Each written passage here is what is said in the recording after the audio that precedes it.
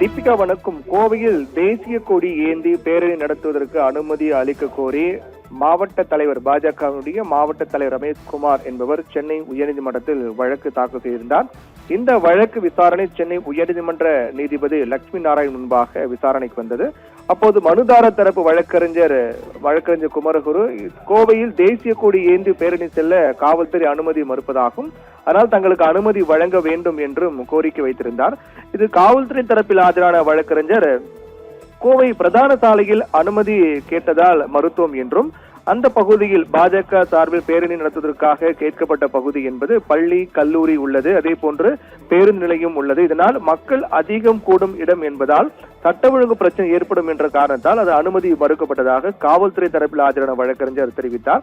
அதே போன்று மாற்று இடம் வழங்கப்பட்டதாகவும் குறிப்பாக கோவையில் 12 இடங்களில் பேரணி ஊர்வலம் செல்ல அனுமதிக்கப்பட்ட இடங்களில் நடத்த அனுமதி வழங்கப்பட்டிருப்பதாக அந்த பகுதி நடத்தலாம் என்றும் காவல்துறை தரப்பில் தெரிவிக்கப்பட்டது.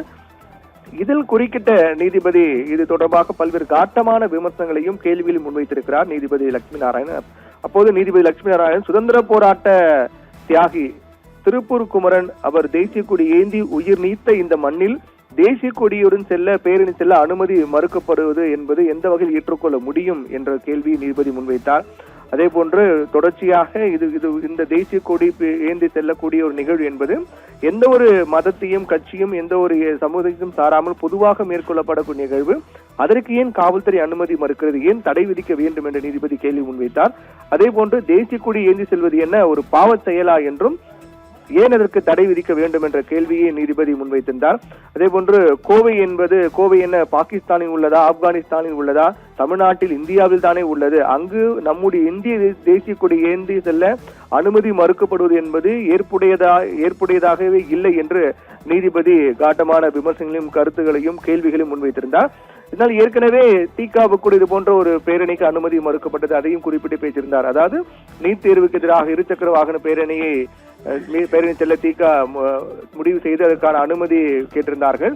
ஆனால் அதற்கு அனுமதி மறுக்கப்பட்டது. குறிப்பாக ஜூலை 18ஆம் தேதியே காவல்துறை தரப்பில் காவல்துறையிடம் தீகா அனுமதி கோரியது. ஆனால் ஜூலை 30ஆம் தேதி வாகன பேரணி செல்ல திட்டமிட்டு 18ஆம் தேதியே அனுமதி கேட்கப்பட்டது.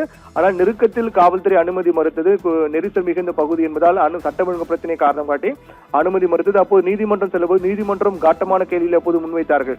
ஹெலிகாப்டர்ல சென்று போராட முடியும் என்ற கேள்வியெல்லாம் நீதிமன்றம் மக்களுடைய அடிப்படை உரிமை என்பது போராடுவதுதான், அந்த உரிமை முடக்குவது ஏன் என்று தாவேக அரசுக்கு கண்டனம் தெரிவித்தார்கள் நீதிபதி.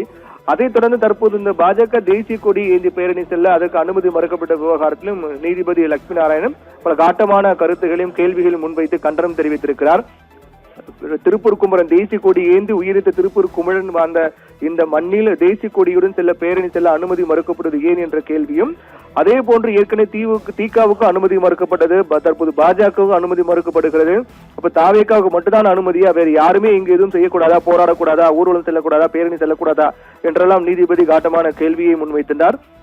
அரசு செய்வது சரியல்ல. அதாவது நம்ம நாடு முழுவதும் இந்தியாவில் எந்த பகுதியிலும் தேசிய கொடியுடன் ஏந்தி செல்ல தேசிய கொடியை பிடிப்பதற்கு அனைவருக்கும் உரிமை உள்ளது. ஆனால் தமிழ்நாட்டில் தேசிய கொடி பேரணி செல்ல அனுமதி மறுக்கப்படுவது என்பது ஏற்படுவது கிடையாது என்று தெரிவித்த நீதிபதி அரசு சரியில்லை என்ற ஒரு குற்றச்சாட்டையும் முன்வைத்து காட்டமான விமர்சனத்தை முன்வைத்து உடனடியாக காவல்துறையுடன் கலந்து ஆலோசித்து அனுமதிக்கப்பட்ட இடத்தில் பேரணி செல்வதற்கு உடனடியாக வழிவகை ஏற்படுத்தி கொடுக்க வேண்டும் என்று நீதிபதி லட்சுமி நாராயணன் தெரிவித்திருக்கிறார். தீபிகா.